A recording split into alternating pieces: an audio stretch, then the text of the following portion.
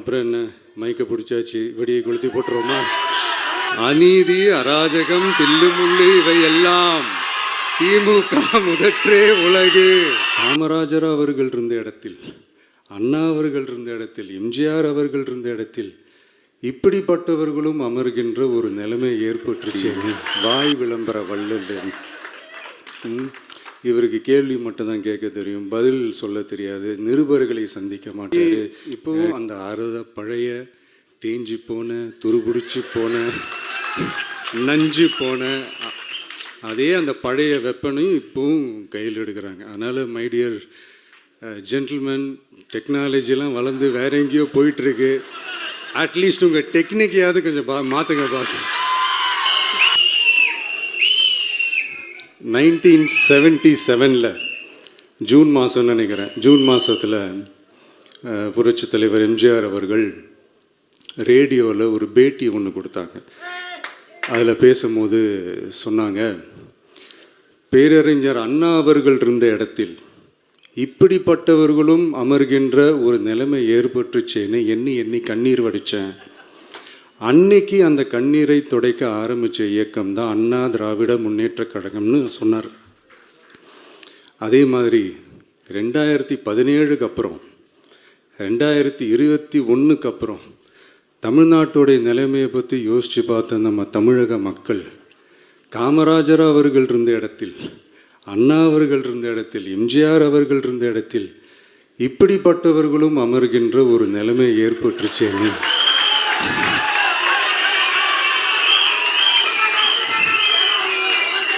தமிழக மக்கள் கண்ணீர் வடித்தாங்க. இன்னைக்கு இந்த கண்ணீரை துடைக்க ஆரம்பித்த இயக்கம் தான் தமிழக வெற்றிக்கழகம்.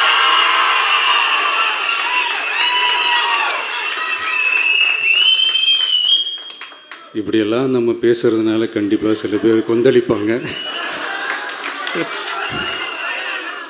அது பற்றிலாம் நம்ம கவலைப்படக்கூடாது. ஏன்னா கொந்தளிக்கிறது தான் அவங்களுக்கு வேலையே. புரிதுங்களா அவங்களுக்கு?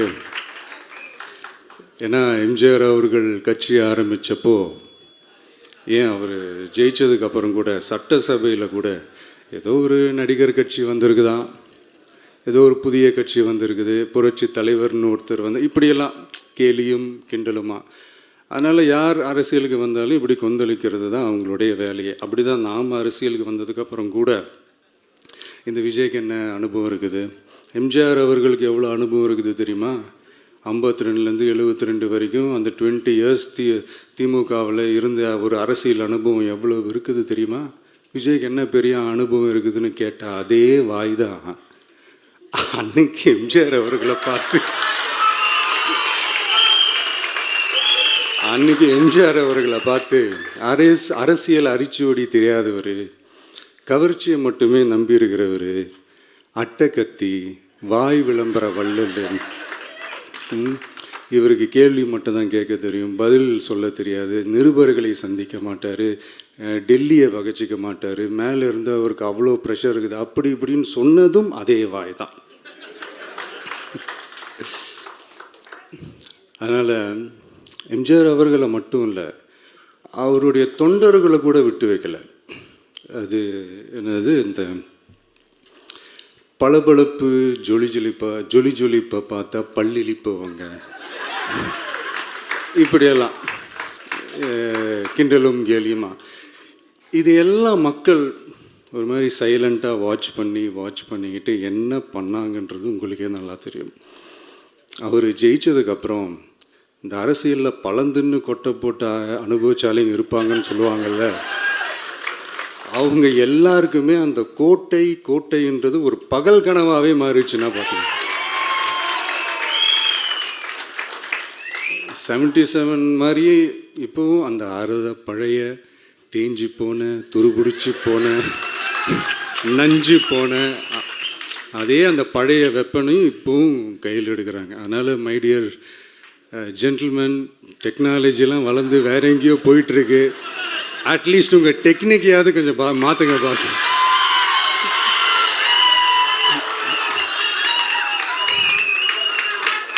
காமராஜர் அவர்களையும் விட்டு வைக்கல. அவருக்கு இலக்கியம்னா என்ன தெரியும், அவர் மாபெரும் புலவர், அந்த புலவர் இந்த புலவர்னு அவரை பற்றியும் கிண்டலும் கேலியுமா. அதான் முன்னாடியே சொன்ன மாதிரி யார் எதிர்த்து நின்னாலும் அவங்கள கொந்தளிக்கிறது தான் அவங்களுடைய வேலையே.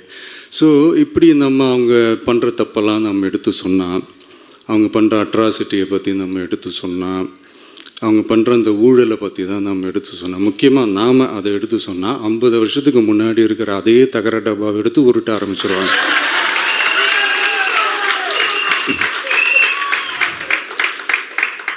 பவளவிழா பாப்பாவுக்கு வேற என்ன தெரியும்?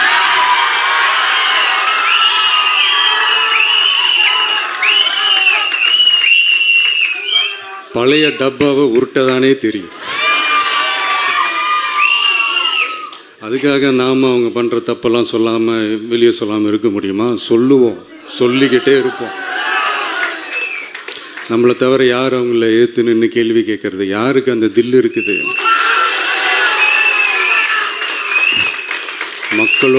மக்களோட ஒரே பிரதிநிதி நாம் மட்டும்தான்.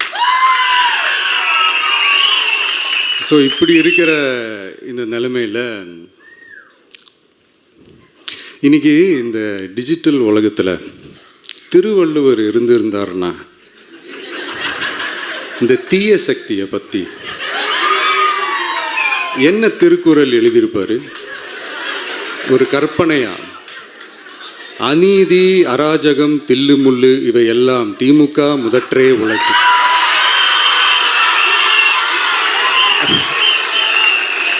ஒரு கற்பனையா?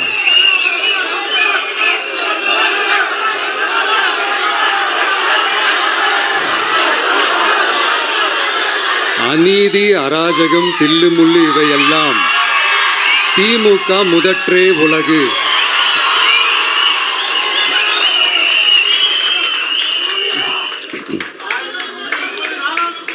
அடுத்து இந்த என்னப்பா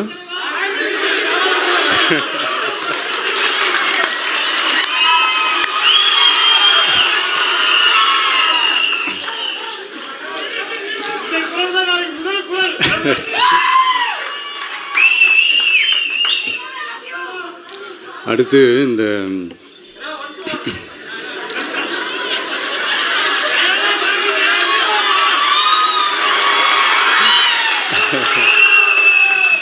சொல்லிட்டேன், 2 வாட்டி சொல்லிட்டேன். அநீதி அராஜகம் தில்லுமுள்ளு இவையெல்லாம் திமுக முதற்றே உலகு.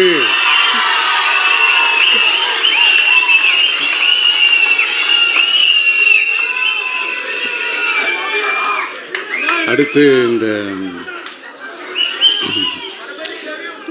இந்த மும்முனை போட்டி 4 முனை போட்டி அப்படிலாம் சொல்கிறாங்களே, சரி அவங்கள பொறுத்த வரைக்கும் அப்படியே இருக்கட்டும். அதில் மாபெரும் மக்கள் சக்தியாக நம்ம அணி ஒரு பக்கம், அடுத்து திமுக தலைமையில் மற்ற கூட்டணி கட்சிகள் ஒரு பக்கம், அடுத்து பாஜக தலைமையில் மற்றும் பலர்.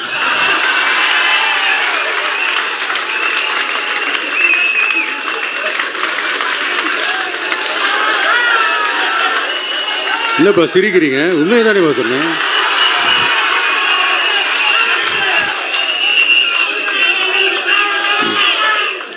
ஸோ இப்படி எத்தனை சக்திகள் எத்தனை பேர் வந்தாலும் திமுகவை வீழ்த்துறதுக்கு மாபெரும் மக்கள் சக்தியான நம்மளால் மட்டும்தான் முடியும். நம்ம டிவிகேவால் மட்டும்தான் முடியும். ஸோ இப்படி இருக்கிற இந்த நிலைமையில் ஏய் விஜய் வீட்டு விட்டு வெளியே வா, ஏய் விஜய் வீட்டு விட்டு வெளியே வா, இப்படியெல்லாம் கேட்கும்போது எனக்கு எப்படி அது தோணுதுன்னா, ஐயோ இவங்க ஒவ்வொரு வீட்டில் இருக்கிற ஒவ்வொரு விஜயும் இவங்க கூப்பிட்ற மாதிரியே எனக்கு தோணுது. அப்படிதான் எனக்கு தோணுது. அதனால் பொறுங்க பாஸ், வருவாங்க, முறையாக வருவாங்க. ஓட்டு போடுற அன்னைக்கு ஓட்டர் ஐடியை கையில் எடுத்துக்கிட்டு ஒவ்வொரு வீட்டில் இருக்கிற ஒவ்வொரு விஜயும்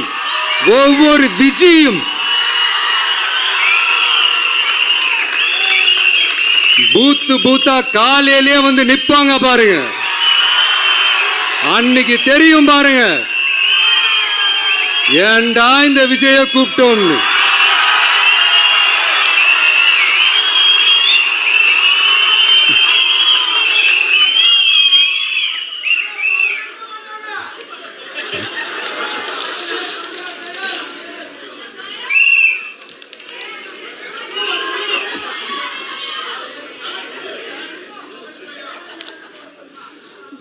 ஸோ இப்படி பேசினா உடனே இவரு நான் சினிமாவா இது அப்படின்ட்டு ஆரம்பிச்சிருவாங்க. நான் சினிமா விட்டாலும் நீங்கள் சினிமா விட மாட்டேங்கிறீங்களாப்பா.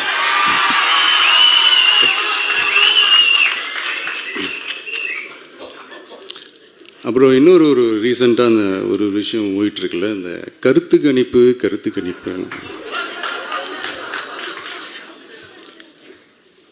அதில் நிறைய பேர் உண்மையான கருத்து கணிப்புலாம் சொல்கிறாங்க. அதையும் நான் தப்பு சொல்லலை. சில பேர் கடுப்பில் விட்ட கணிப்பாகவும் இருக்குது, அதையும் நான் தப்பு சொல்லலை. இந்த கடுப்பில் விட்ட கணிப்பாளர்களுக்கு நான் சொல்லிக்கிறது என்னென்னா, ஒவ்வொரு ஊராக தெருவாக வீடாக போய் நீங்கள் அந்த கருத்து கணிப்பு எடுத்து பாருங்கள். ஒவ்வொரு வீட்லேயும் டிவிக்கு இருக்கிறத நீங்கள் பார்ப்பீங்க.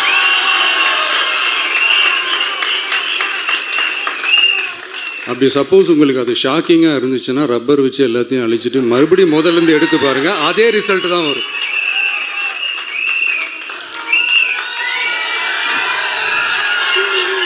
இது என்னப்பா லாஜிக்கு, அது எப்படி எல்லார் வீட்லேயும் டிவிக்கு இருக்கும் அப்படின்னு நீங்கள் கேட்டிங்கன்னா, ஒரு சின்ன சாம்பிளுக்கு ஒரு சின்ன டெஸ்ட் ஒன்று பண்ணி பாருங்களேன்.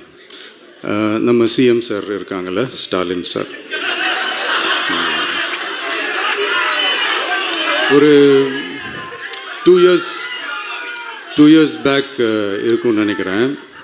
ஒரு மேடையில் பேசும்போது சொன்னாங்க, இந்த மாதிரி என்னோட கட்சிக்கு அவங்களோட கட்சிக்காரங்க சில பேர் பண்ணுற அட்ராசிட்டி, ஒரு சில மந்திரிகள் பண்ணுற சில அட்ராசிட்டிஸ்லாம் பார்த்து ராத்திரியில் எனக்கு தூக்கமே வரமாட்டேங்குது அப்படின்னு ஒரு 2 இயர்ஸ் பேக் இருக்கும்னு நினைக்கிறேன். அந்த வீடியோ கூட இருக்குது. அப்படி இருக்கிற அவர் என்னைக்காவது ஒரு நாள் அசந்து தூங்குவார்ல, அப்போ அவர்கிட்ட போய், சார்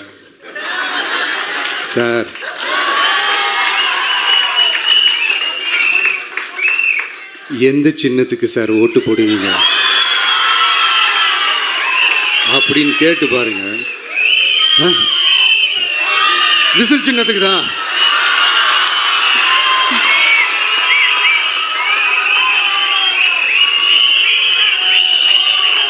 தூக்கத்தில் இப்படி டப்புன்னு எழுப்பி கேட்டால் டப்புன்னு உண்மையை போட்டு உடைச்சிருவாங்க.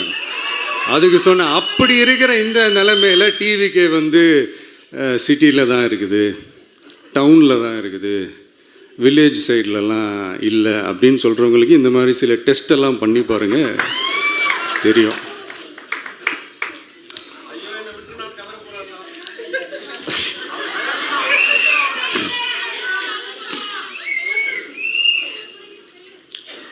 விசில் சின்னம் போகாத ஊரே இல்லை. விசில் சின்னம் எங்கெல்லாம் இருக்குதோ அங்கெல்லாம் டிவிக்கே இருக்குதுன்னு அர்த்தம். என்னுடைய அம்மா, அக்கா, தங்கைகள், அண்ணன், தம்பிகள் டிவிக்கேக்கு ஓட்டு போடுறத யாராலையும் தடுக்க முடியாது.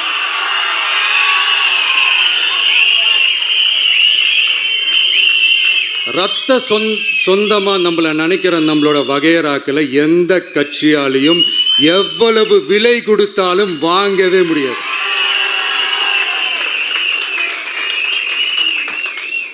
நான் ஓவர் கான்ஃபிடென்ஸில் பேசுகிறேன் அப்படின்லாம் நினைக்காதீங்க. இதுதான் கள நிலவரம், கள யதார்த்தமும் இதுதான். தீய சக்தியை வீழ்த்துறதுக்கு தூய சக்தியான நம்மளால் மட்டும்தான் முடியும். இந்த 2026 சட்டமன்ற தேர்தலில் டிவிக்கே தான் மக்களோட ஒரே ஆப்ஷன். Otherwise no diversion.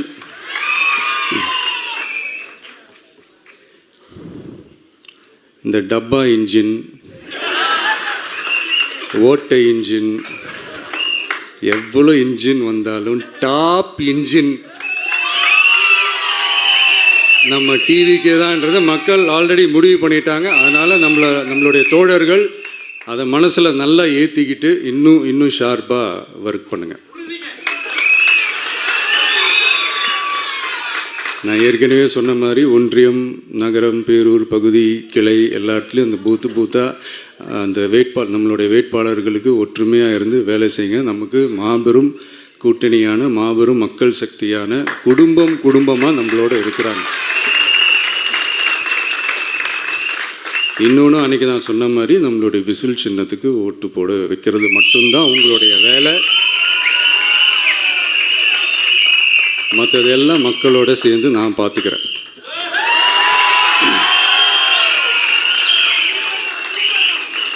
தமிழ்நாட்டோட அரசியலில் த விசில் ப்ளோயர் இஸ் டிவிகே.